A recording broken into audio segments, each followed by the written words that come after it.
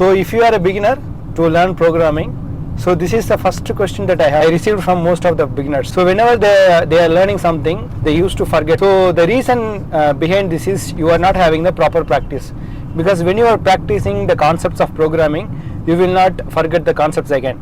So okay, how can you be able to practice?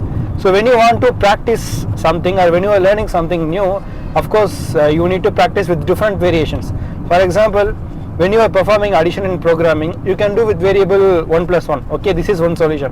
The another solution is you can able to create one method, and in the method you can pass the parameter dynamically, and from the method you can able to return the addition result. The another variation is you can able to do with the array in the array, and using the array you can able to perform the same addition as well. So these are the different variations in programming for the same problem. So like this, whenever you are learning a concept, try to identify what are the different variations available for a particular problem. So using that, you can able to remember the concepts